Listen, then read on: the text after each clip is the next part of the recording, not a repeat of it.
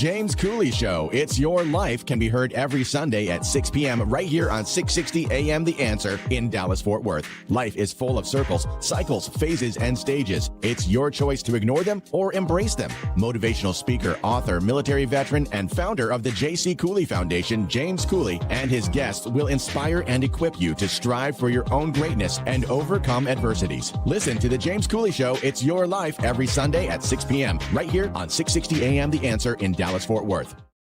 The James Cooley Show, It's Your Life, can be heard every Sunday at 9 p.m. right here on The Answer San Diego. Life is full of circles, cycles, phases, and stages. It's your choice to ignore or embrace them. Motivational speaker, author, military veteran, and founder of the J.C. Cooley Foundation, James Cooley, and his guest will inspire and equip you to strive for your own greatness and overcome adversities. Listen to The James Cooley Show, It's Your Life, every Sunday at 9 p.m. right here on The Answer San Diego. Yeah! Dr. James J.C. Cooley. The James Cooley Show.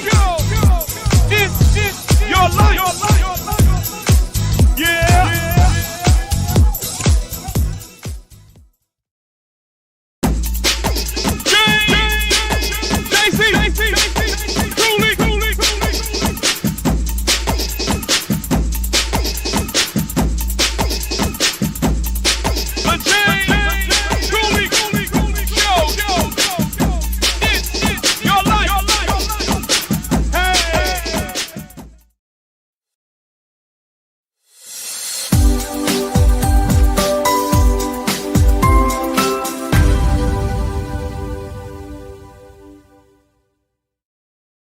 Hello, welcome to the James Cooley Show, It's Your Life. I'm your host, Dr. James J.C. Cooley, and wow, we got an absolutely fantastic show coming your way today. We got this young man that's going to join us today, doing so many great things now, but he has done some magnificent things in the past, and he's a Navy guy. Yeah, he's a Navy guy, and to the highest level. And I tell you what, a lot of things that we learn in the Navy, especially when it comes to leadership, we hope to carry those things off with us, even when we depart from the Navy, because we are still leaders, and we still have to encourage, and we still have to make sure that our future generations are well equipped to be able to take that torch and run with it and lead. But we're going to talk a whole lot more about that. How you doing, Dr. Cooley? How are you doing today? I'm doing great, James. How are you doing? I'm ecstatic. I'm in awe, and I'm doing absolutely fantastic. And I got my buddy here that's going to talk about a whole lot of things. So I tell you what, Michelle, can you do the honors? But let me tell you, whichever platform that you're watching us on, if you want to be part of this great discussion, whether it's E360 Television, Transfer TV, YouTube, LinkedIn, Twitter, Facebook, Rumble, and over 85 other platforms, welcome to the show. If you want to be part of this, just go to the comments on the platform that you're watching us on. Ask any question that you might have. I promise you, we'll get you an answer. Michelle, can you do the honors by introducing the title of the show, purpose of the show, and introduce this absolutely wonderful guest? Most definitely. So the title of today's show is Why People Leave Before Performance Fails. And we're having a sit-down conversation with Raymond D. Kemp Sr. He is a military veteran, a global speaker, leadership navigator, team trainer, founder, president of Kemp Solutions, LLC. He's going to talk about what this title really means, leading before performance fails, missing the warning signs. What should we be paying attention to, especially leadership and leadership development beyond the workplace? So again, Raymond D. Kemp Sr., he's the founder of Kemp Solutions, where he helps organizations reduce attrition, build resilience, and strengthen loyalty by addressing the people issues that surface before performance fails. He advises executives and senior teams on leadership, culture, and trust in complex environments. Earlier in his career, he served as a U.S. Navy Fleet Master Chief, where he was a senior advisor responsible for the readiness, morale, and leadership culture of more than 56,000 personnel. That experience now informs his work, helping organizations create environments where people stay, teams perform, and impact extends beyond the workplace. Please welcome to the show for the very first time, Raymond D. Kemp Sr.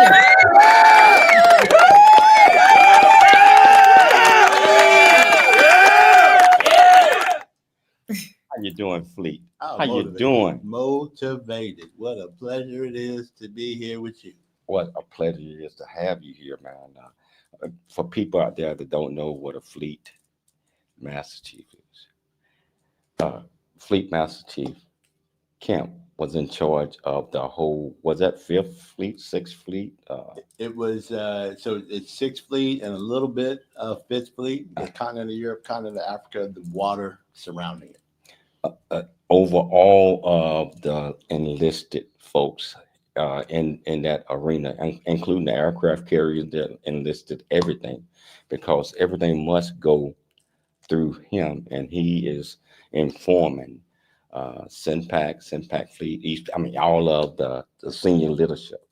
So Yeah, it's funny. The admiral used to tell the officers group, and you and I know them as the wardroom. He used to say he's the fleet master chief, period. Not just for one group. He's the fleet master. He's my fleet master chief. And so, what was humorous to me is, as I explained it to civilians, because they think there may be some separation there, and the true fact is that if we looked at a professional organization that had a chief human resource officer, a chief technical officer, and let's say a chief operations officer, and merge them into one person, Navy folks know that's what the Fleet Master Chief does. So in case your listeners didn't know, merging those three, executive members into one, and then being the one to tell the truth to the admiral when nobody else will. yeah, because everybody is afraid that the admiral asked us something and said, I want this done. And I don't know about you, but the captain would tell, he said, you have to go and do, we have to do this, do that, do that. So, but sir, I don't understand exactly what, he said, well, Admiral said it, so do it. Figure it out. Figure it out. And I always said, sir, if possible, can I talk to the Admiral? Sure. I mean, And with relief, he would say yes, because you were going to ask a question that he was afraid to. So I go in there and ask the Admiral, exactly what do you want us to do? And he said, no, boom, boom, boom, boom. Oh, got it. Yeah, yeah. But you had to do that every day. I tell you what, when your battle buddy is a 4-star admiral or a 3-star, 1-star in other cases, then you always have the inside scoop and the value that goes with having that inside scoop. I think goes both ways. One, I don't want to be a senior person with a secret, so I'm telling him or her all that I think is going to be valuable and suitable for the group. And then I'm telling everybody who's close enough to do something about it, hey, here's the real deal. This is exactly what the admiral wants done. And if you want, I'm not Martha Stewart, so I'm not giving insider trader information, but I'm giving them as much information as possible to stay within the rule set so that they can be successful. Oh, yeah. Yeah, before we start this, can you tell our viewers and our listeners a little bit more about you, where you grew up, Sure. what made you click, and how did you embark on this great journey that, from E1 all the way to E9? I don't know if you went in as an E1, but I did. I sure did. So the one thing that you didn't hear in the bio, and you may not find online, is that I was born in the great nation of Texas, raised in Oklahoma by one fierce angel. Raised up in a single mom household. My mom was amazing. I had 7 aunts who were setting expectations for me early. Grandmother, who told me once that you have the ability to pay attention to detail, and that's going to take you a long way. My mother told me as a boy growing up on the west side of Oklahoma, going to elementary school, and all just happened to be an all white school. I mean, not the yard dude, not the trash folks, no teachers, just me. And my mother told me, you're as smart as any of them. You just have to apply yourself. And so though armed with those two things, I embarked on my journey. I'm a girl dad. I've got three daughters, super duper tough and amazing women, stand on their own. They occupy, if I may, JC, they occupy the space in which they stand. And I have a son who lives down near New Orleans. And that is really what puts breath in my lungs, knowing that there is, I want to call them a legacy because they're my people. You know, there are people who are relying on me to do my best. And my eldest daughter was born early in my career. And so the intentionality that goes with doing my best and being the best person that I could be while I did it was something that became very intimate to me. So to your point, I started the Navy as E1, came in as what affectionately would call a combat communicator. And then at a certain rank in the Navy, once you have made it to the rank of E9, then you have the option of coming into the command program. So when it's a command program, I had a guided missile destroyer, the heralded Harry S. Truman aircraft carrier. Then I became the Inspector General for the Navy, all sailor programs for all 335,000 of us. And then I was selected to be the first Black person chosen as the Fleet Master Chief of Navy Europe, Navy Africa. Now, how long did it take you to make E9? Made Master Chief in 23 years. 23? Yeah, 23 years. I was selected and immediately selected into the command program. Oh, absolutely. Absolutely. I see a lot of your buddies, Leon. Oh, my man, Leon. Okay, good. Hey, I'm going to tell you something. Leon Walker gave me the best advice I had throughout the senior portion of my career. And he told me that whenever I sat in meetings with the captain and later on with the admiral, whenever you sit in those meetings, always do your homework and always have something to say. And whenever I was called on, I was never surprised. So I appreciate Leon being dialed in, logged in, and a part of this because he's part of my life. Oh, yeah. So we probably got about 2 minutes before the break, but always kind of throw a little wrench in the interview. Let's go. So if you can only choose one word to describe who you are, I'm talking about throughout your life, even up to today. Okay. What adjective would that be and why? Adjective.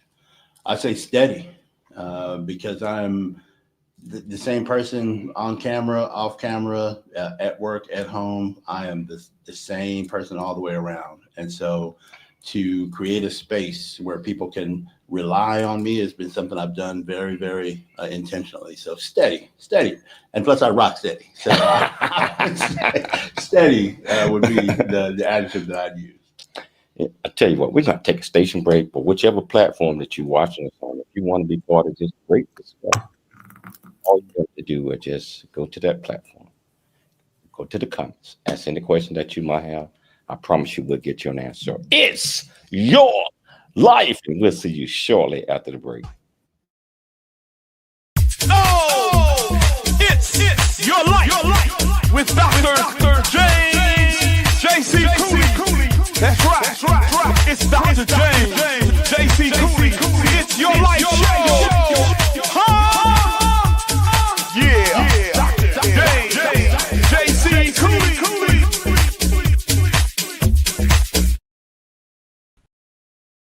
The future is here. Now is the time to pursue the greatness in you. Welcome to Viridian Christian University, where faith meets future. We are a fully accredited, 100% online Christian university. We offer bachelor's degree, master's and doctorate degree programs, built for students like you. Affordable tuitions, 30+ degree programs, 100% online and flexible. Integrating faith with learning. Study from anywhere at your pace. At VCU, we do not just prepare you for a degree. We prepare you for purpose. Discover who you are. Grow in faith. And build a future that impacts the world. Are you ready to start your journey today? Visit www.viridianchristianuniversity.com. Apply today and be among the global leaders.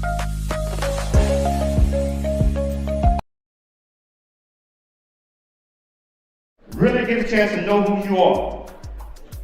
And once you know who you are, you truly know who you are, love who you are. Love who you are. You're a masterpiece. Love who you are. Love who you were born to be. Love me some me. That's what I'm talking about. When you leave high school, you gotta know today or tomorrow, or hopefully today, what your plans are.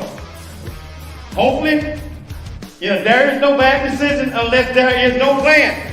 Create, collaborate, commit with confidence. Commit with what? Commit with what? In everything that you do.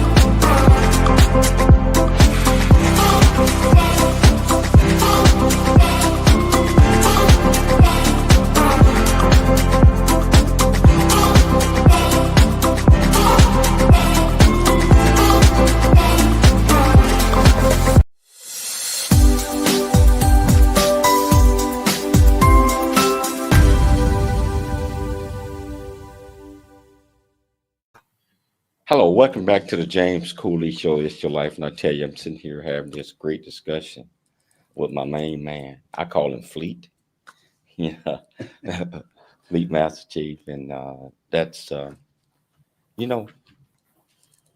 everybody don't get an opportunity to be a Fleet Master Chief.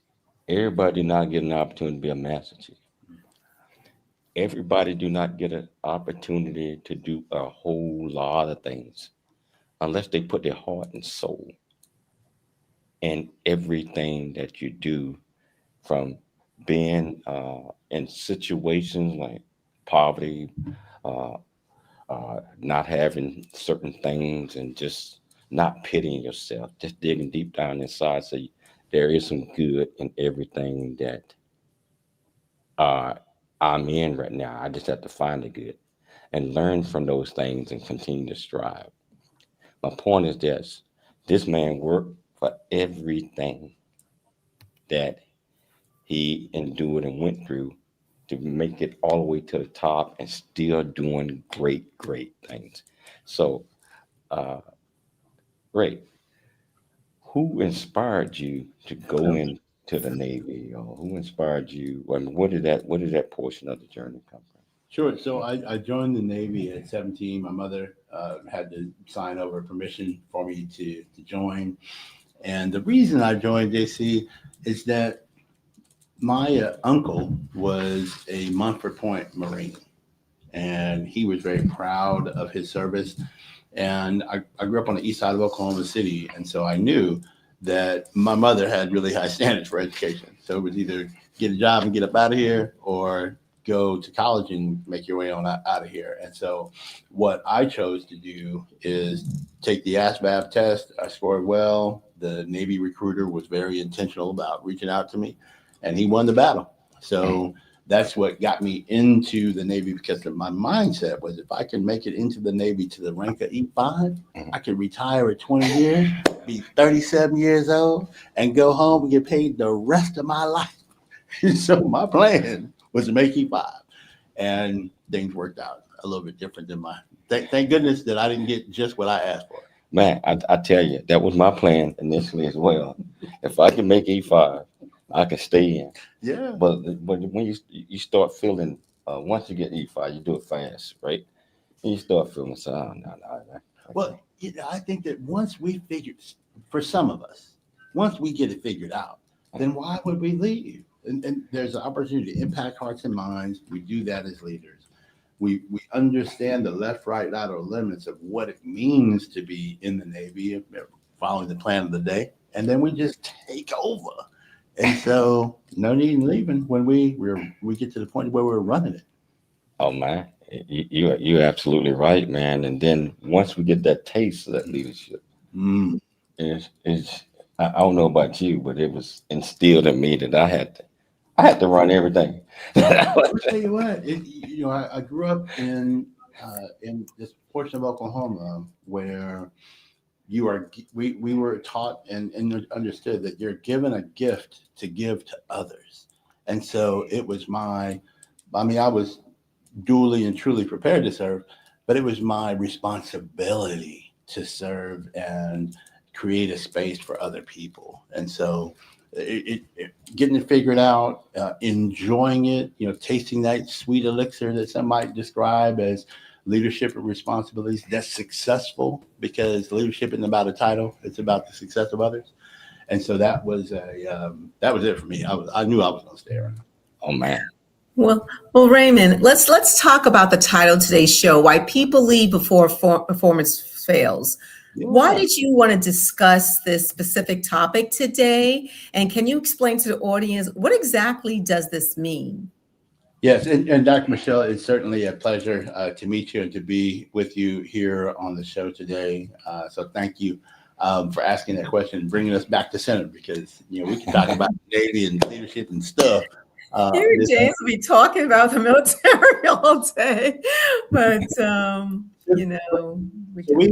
the reason I thought it was important to talk about it today is because in our society there are companies that are having a really hard time getting people to stay. The attrition rate these days is through the ceiling, and so I believe it's very, very important to remind leaders that the metrics that you use to measure productivity are not the metrics that should be used, or not the things that we should be considering when we're looking to keep our performers within our organization. So the importance of talking to leaders and encouraging leaders to make the changes necessary to get their best people to stay is going to have an impact on the world. And that's why I started Kemp Solutions. I just wanted to, it's not a big deal, JC, I just want to impact the world from the workplace outward.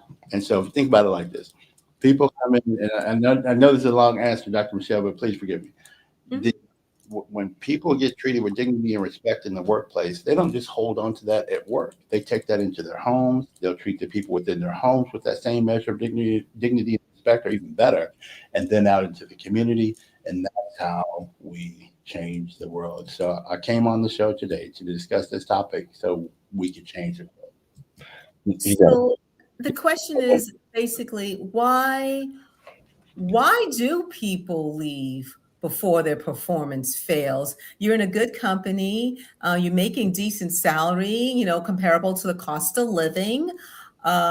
You might be getting treated properly by your managers, companies, president, CEO, but there's always a reason why people leave. Based on your research and your study, what is the reason? What are the top reasons why people leave before their performance fails? Sure. A couple of reasons that folks leave before their performance fails. It is important for us to consider what that really means. So when people check out intellectually, that is when you start seeing that performance fail. But before there is an intellectual checkout, it's oftentimes an emotional checkout. And so when our best performers get quiet, that's not a time for leaders to be confident. That's a time for leaders to get curious. And so when people don't feel that psychological safety that they have felt in the past in the workplace. That is one of the reasons that folks leave. And I would say the number one reason, what I would categorize as the number one reason that people leave is exactly that. They stop feeling safe and respected in the workplace, and they start their strategy. Now, before they leave the job, their passion for what it is that they do begins to wane. And that's what I'm talking about when I say they're leaving before their performance falls off, because people might intellectually and emotionally check out and still continue to do the job because they have built the habit and the routine of doing their job. But what really happens is they're already got their head on a swivel looking for something else to do. And to your point, Michelle, when they have a good paycheck, they're being treated well. Those are the folks who it's most easy for them to leave because they have the financial resources to leave.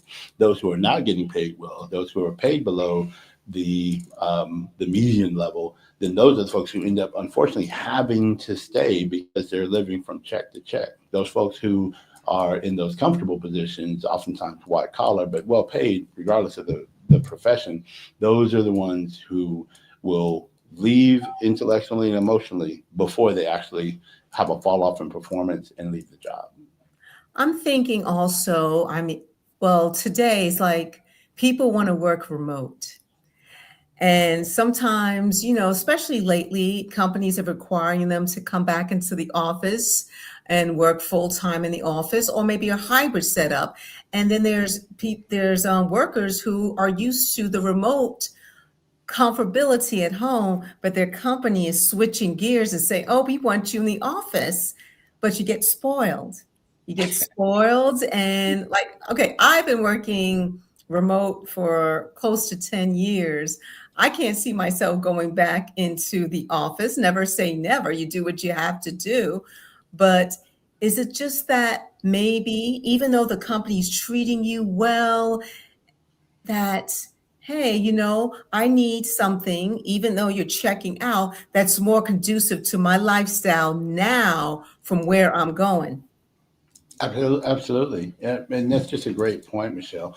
What has happened in the remote work environment is that there seems like there's always something else to do. And so the loyalty that we remember from days gone by when folks were going into the office. And I will admit, JC, I think that a lot of us romanticize what it used to be like. But when we consider having people coming into the workplace every day, you could see and detect that measure of resilience, and you could detect that measure of loyalty and the measure of compassion, passion for the work. But in the remote environment, you have to be even more considerate because people have become quiet, and you don't really understand what that quiet means unless you're intentionally digging after it. And a way to do that is to ask people why they stay rather than being so focused on why people are leaving. Because when you find out why people are staying, then you can turn up the volume on those things and increase those mechanisms and measures that get people to stay. I think that a lot of this switching back to the brick and mortar, having people coming in, is politics. It's crazy because there is no reason to do that, because if you brick and mortar, that means you got people coming in the office, you're spending more money. You paying more bills, right? And isn't that? But isn't that the reason? The reason is, and it's, just kind of lean towards politics. If I'm watching your back and expecting you to watch mine, and I'm the one who is providing the electricity or the service that your building perhaps needs, whether it be taking out the trash or whether it means bringing in office furniture. Well, I need people there to make money doing that. And so if there's a, behind the enemy lines, type of a comment or an agreement made, then you'll have people come in because your buddy needs to make money, or perhaps you are invested in those things that create that monetary synergy when people are in the workplace. And so you're right. And one more thing, I just wanted to kind of put a bow on what Michelle was mentioning. In the environment, in this environment that we're in now, with the hybrid environment, people are hopping from job to job more and more, which is why it's so important. This topic is so important to pay attention to how the team members are behaving so that we can ensure that they stay. Wow, we're going to take a station break, but we're going to come back and we're going to talk a lot more about this. And also, we're going to talk about what you're doing from a leadership perspective with the bosses. I'm talking about the people that are actually lead folks, Sure. so that they get an understanding of how their workers might feel, not just from a 10,000 feet perspective, because it doesn't affect everybody the same way. So I tell you, whichever platform you're watching this on, if you want to be part of this great conversation, all you have to do is just go to the comments and send the question that you might have. I promise you we'll get you an answer. It's your life, and we'll see you shortly after the break. Are y'all ready? It's about that time for the It's Your Life show. Dr. James J.C. Cooley. That's right. It's your life. Cooley.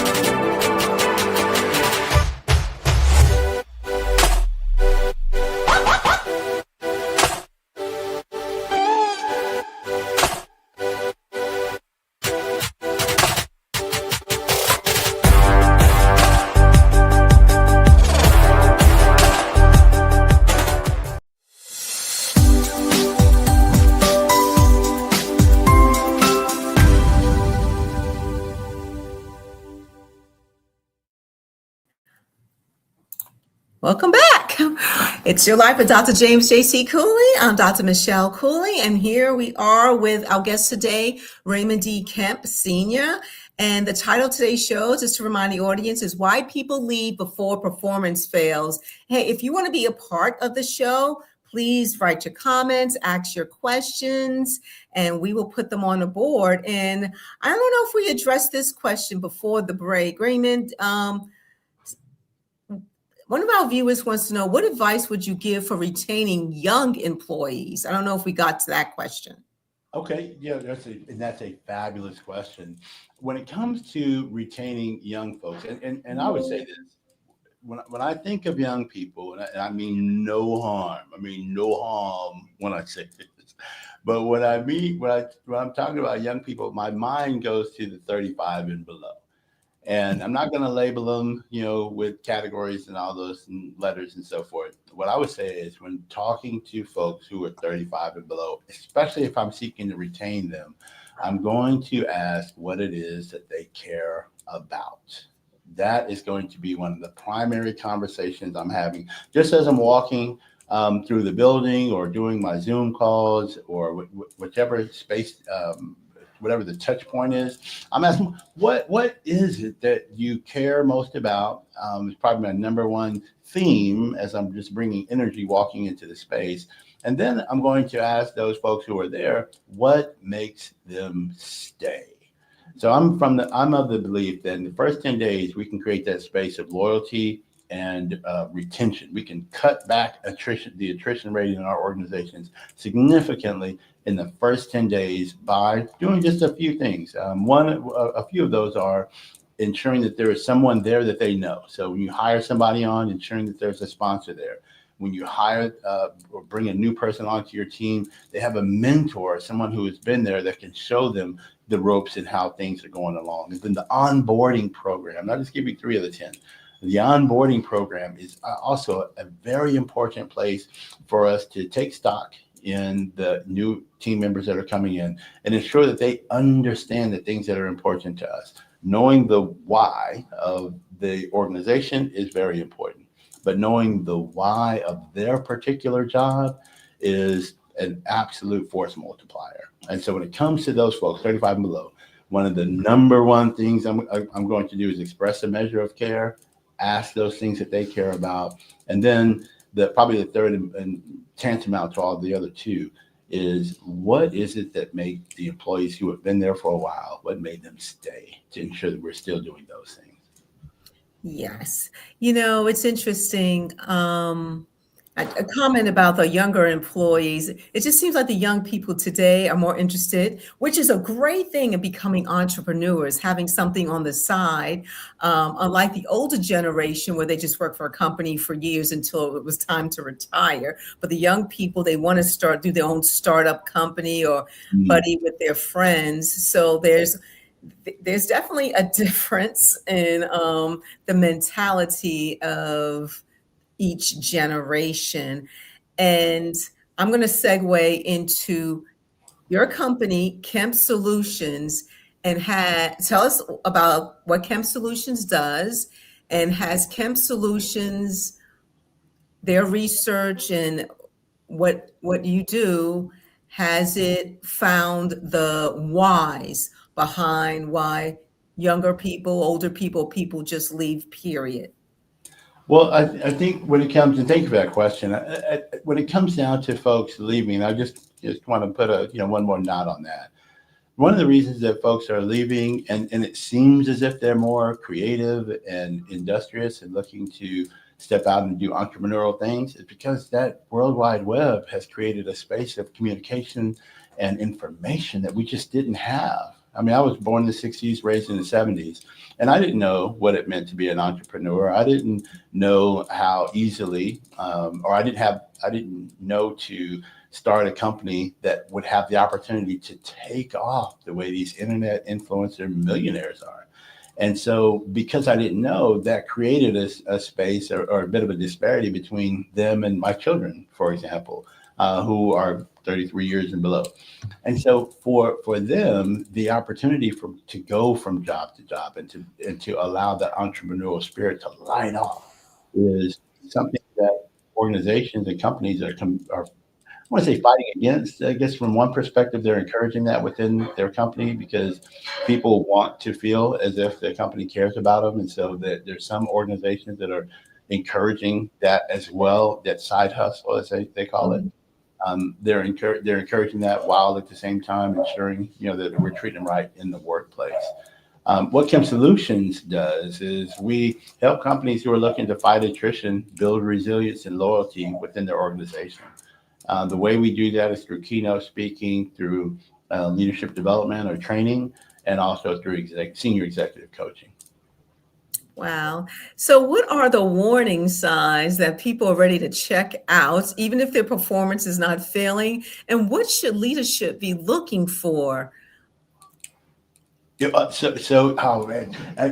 talking about this early off camera, and that is when people get quiet, that's not, no matter what the level of performance is, when people get quiet, that's not time of celebration. That is time for curiosity to kick in. Mm-hmm. Why is, I need to scoot into you, get a little closer, find out why is it that you're not as outwardly bringing innovative ideas as you did before. What's going on there? And knowing the team, and whether it's hybrid or whether it's fully remote or whether they're in the workplace, this is what leaders do. Leaders close the distance with their team members and get to know what it is that allows them to be the most productive. And when that wanes, when that begins to fall off, then they know where to adjust their approach. And it's extremely important that we don't lose sight of that because we're working remote or in hybrid situations. Leaders need to lead no matter what. Wow. Tammy Kemp mentioned in a post here, I worked remote for over 7 years, took a different position, had to come back in the office full time. I realized that I needed the interactions with other people. And, I personally, as a remote employee, I do miss the interactions. Stopping by someone's cubicle, going to lunch, it is not the same. But at this point in my life, I'm good. But it really depends what you're looking for. Some people do need the interaction, which is great. Some people don't.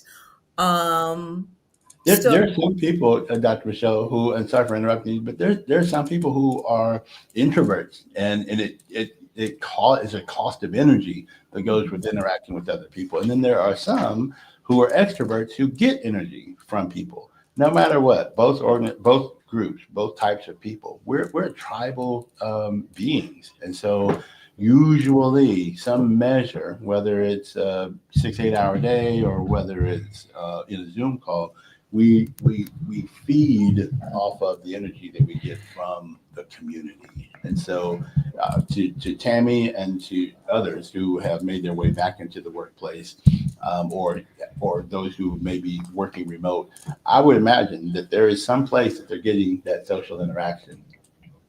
Wow.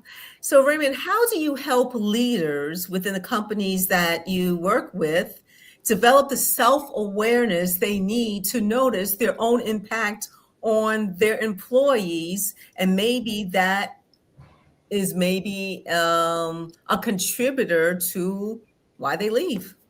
Sure. So one of my favorite tools, Dr. Michelle, one of my favorite tools to use is the YOS discovery. That's Y.OS, which stands for operating system, to help people understand their why, their how, and their what.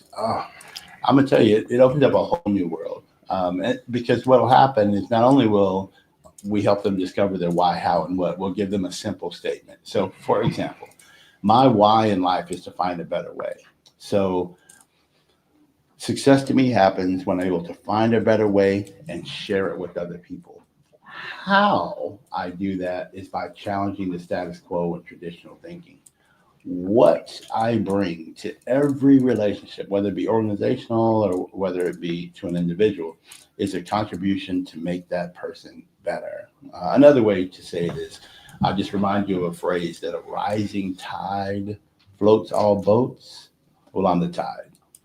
And so when I can help a leader get that measure of understanding of who they are, because imagine being in the Navy, there's very tight rules, but to be someone who success happens when I'm able to find a better way and share it, that's not necessarily something that's looked highly upon. And so I would subdue who I really am to be lesser than who I could be if I understand the language of being a better way person. So when I help leaders get that measure of understanding of themselves, then we can move beyond the golden rule, which would be to treat people the way you want to be treated, and come into the platinum rule, which is to treat people the way they want to be treated.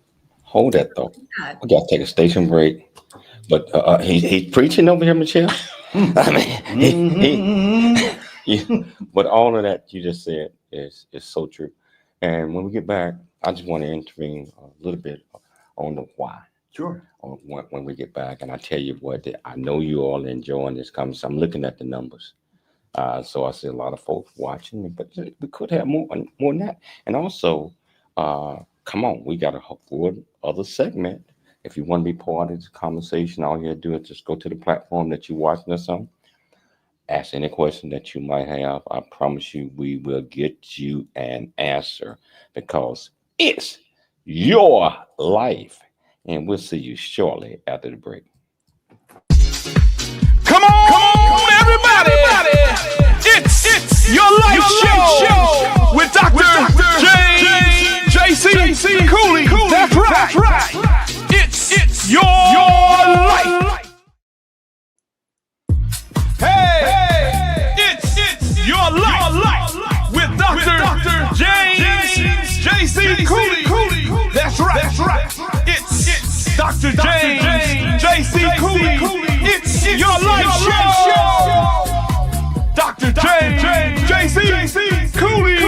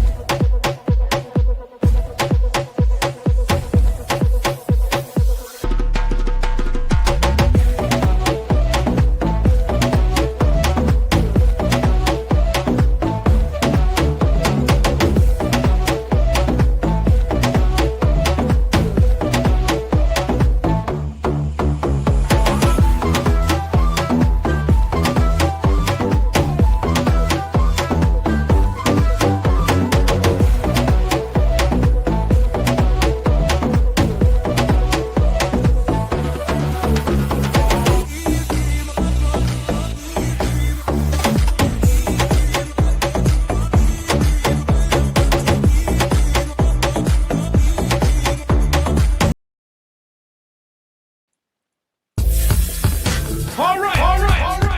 Everybody. Are y'all ready? For Dr. J.C. Cooley. It's your life. Dr. J.C. Cooley. Yeah. Hello, welcome back to the James Cooley Show. It's your life. And I tell you, I have to do this right now because this man right here is on point. Fleet, I would love for you to come back on the show if your schedule permit. Oh, it's done. It's a done deal. I can't wait to come back. I can't wait. To come Oh back. yeah. I mean, you just came. You laid it out, and this is not only do people that are working, but leaders that need to understand. There's a certain way that you treat your people. There's a certain way you have to show them you care. I had Admiral Mazzini on the show about 3 weeks ago, and he just laid it out. It's not all about the person that's at the top. It's about the people that are working for you. They really lead you. You just provide directions and show them how to do it. And a lot of times you have to break it off in the management because they don't know. They're just looking for a bottom line product. That's right. Yeah, that's why they need Kemp Solutions to come in, is so that we can get at not just at the C-suite, but also at that managerial level. Because to your point, and the Admiral's a great man, great leader, and known good aircraft carrier guy and everything. Yeah. Oh, absolutely. The thing about getting to that middle management, see, I would say that there is culture and climate. Now, culture is the stuff we got on T-shirts and coffee mugs. You know, I think it was Ford who said quality is job one. That's the culture.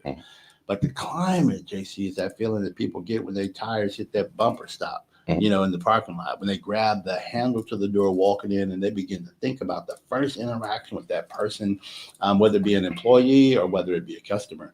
That first interaction that they have, that is what the climate is. Managers ought to be in touch very closely with those frontline leaders to ensure that the climate matches the culture. And that oftentimes is the difference between fast learning, high operating organizations and others. You know, I looked at the website, your page, man, you're doing great things. what can we do more to attract?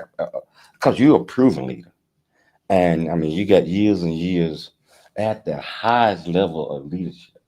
I'm talking about even from the middle management perspective, right below the captain and the XO, all enlisted people that are actually doing the work. That's right. I mean, Yes, you managing that, and you're also teaching the ones that are above you, because you are that conduit between the 4-star. Sure. The 4, for people that don't understand, Yeah. the 4-star, you don't report to nobody in between, directly to the 4-star who's calling the shots. Correct. What's important to me, JC, is when organizations are looking to elevate and accelerate what it is that they're doing, particularly when it comes down to driving down their attrition rates and increasing their top performers, then you want someone who has led at the highest levels, sure, but has also been that right-hand man, that person who was able to traverse, from the highest levels to the most junior levels, and then communicate the ways to do it better. And that was my responsibility, with, numerous admirals, numerous captains on ships. My responsibility was to ensure that they understood the culture climate of the command so that we could operate at the highest levels. The only way you can operate at the highest level, and as you keep saying this, is a crew morale. It's the crew. It's not us in senior leadership. Right. I mean, it's the crew. Yes, sir. That they, as long as they are happy in some fashion or another, they're gonna give you all they got. Yes, sir. So, got about 3 minutes left in the Okay. show. What would you tell leaders out there that know that they need your help, but are too afraid to ask for it? Sure. Can you tell them or give them some advice, and then tell them how they can get in touch with you? Sure.